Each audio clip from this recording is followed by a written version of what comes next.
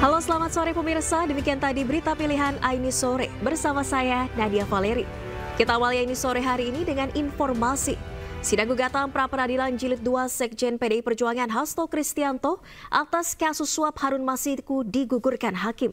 Pra-peradilan gugur karena berkas Hasto telah dilimpahkan oleh KPK ke Pengadilan Tipikor Jakarta Pusat. Ini 1. Menyatakan permohonan pra-peradilan pemohon gugur. 2. Membebankan kepada pemohon untuk membayar perkara sejumlah nihil.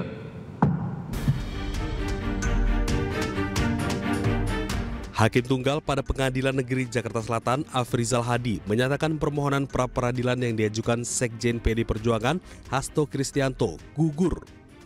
Pra-peradilan gugur karena berkas Hasto telah dilimpahkan oleh KPK ke Pengadilan Tipikor Jakarta Pusat. Permohonan pra-peradilan yang digugurkan oleh hakim terkait kasus suap pada kasus Harun Masiku. Sementara terkait kasus perintangan penyidikan masih belum diadili. Menanggapi keputusan hakim tersebut, kuasa hukum Hasto Kristianto menyebut KPK telah melakukan tindakan tercela yang melimpahkan berkas Hasto Kristianto ke pengadilan 1 hari sebelum sidang pra-peradilan. Apakah memang sah atau tidak penetapan seseorang menjadi tersangka? Nah, ketika permohonan ini digugurkan karena alasan formal bahwa ada tindakan dari KPK yang melimpahkan berkas perkara, sebenarnya yang dilakukan adalah mengesahkan tindakan-tindakan buruk dari KPK ini. Ya. Saya katakan buruk kenapa? Karena mereka mencoba melakukan penundaan. Ya. Pertama, mereka melakukan penundaan persidangan ketika dipanggil.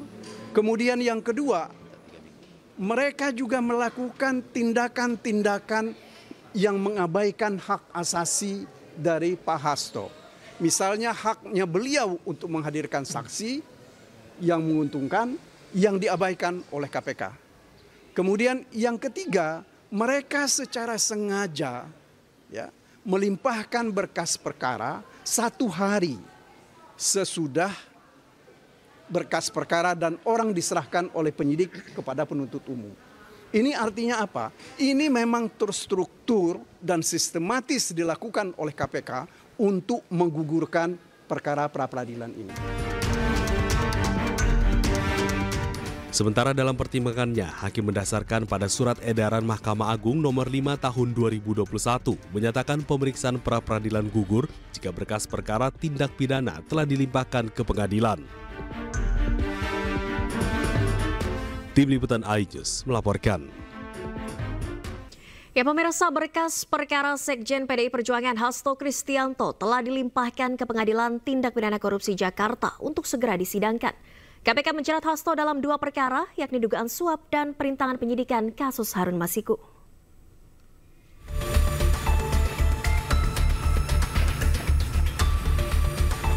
Penyidik Komisi Pemberantasan Korupsi telah melimpahkan berkas perkara Sekjen PDI Perjuangan Hasto Kristianto ke Pengadilan Tindak Pidana Korupsi Jakarta Pusat.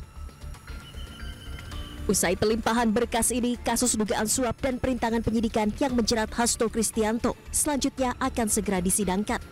Dan tengah menunggu penetapan tanggal persidangan serta komposisi majelis hakim yang akan memeriksa dan mengadili perkara. Sudah dilimpahkan sama penyidik KPK ke jaksa penuntut umum, sudah dilimpahkan ke pengadilan. Ini berapa tebal ini, Bang? Waduh, ini nggak tahu nih berapa tebal ini. Nih, abang kan bisa lihat sendiri nih tebalnya. Oh iya. Sesuai dengan proses tahapannya, hari ini dari pihak penuntut juga menyerahkan kepada Pengadilan Negeri Pusat Jakarta Pusat ya, yang sudah diterima, sudah tanda terang dan tercatat, jadi tinggal tunggu proses berikutnya. Ya, kami semua pasti tinggal menunggu saja penetapan dari Pengadilan Negeri Pusat. Sebelumnya KPK resmi menahan Hasto Kristianto pada Kamis 20 Februari 2025.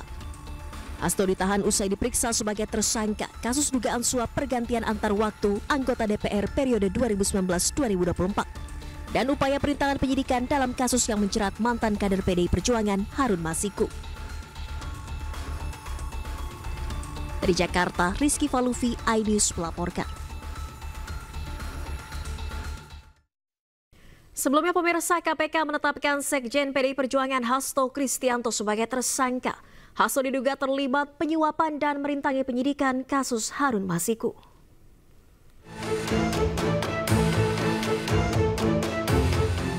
KPK menetapkan Sekjen PDI Perjuangan Hasto Kristianto sebagai tersangka dalam kasus suap pergantian antar waktu Harun Masiku.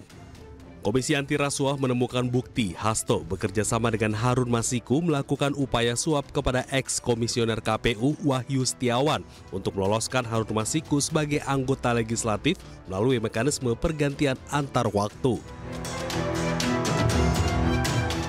KPK juga menemukan bukti lain saat Hasto berupaya merintangi penyidikan dengan meminta pegawainya menelpon Harun Masiku saat operasi tangkap tangan KPK pada Januari 2020 silam. Usai ditetapkan sebagai tersangka, Hasto mengajukan gugatan pra-peradilan ke Pengadilan Negeri Jakarta Selatan. Meski gugatan tersebut telah masuk, Komisi Pemberantasan Korupsi resmi menahan Hasto Kristianto pada 20 Februari 2025 usai diperiksa selama kurang lebih 7 jam. Namun permohonan pra-peradilan tersebut ditolak hakim karena tidak memenuhi syarat formil lantaran dalam 2 sprindik yang dipermasalahkan pemohon tidak diajukan dalam 2 permohonan, melainkan hanya 1 permohonan. Dengan demikian, status tersangka Hasto Kristianto oleh KPK dinyatakan sah. 1 hari setelah pra-peradilannya ditolak, Hasto kembali mengajukan gugatan pra-peradilan ke Pengadilan Negeri Jakarta Selatan. Namun lagi dan lagi, dalam sidang pra-peradilan jilid kedua Hasto, pengadilan melalui hakim tunggal pada Pengadilan Negeri Jakarta Selatan, Afrizal Hadi, menggugurkan gugatan pra-peradilan Hasto Kristianto. Pra-peradilan gugur karena berkas Hasto telah dilimpahkan oleh KPK ke Pengadilan Tipikor Jakarta Pusat.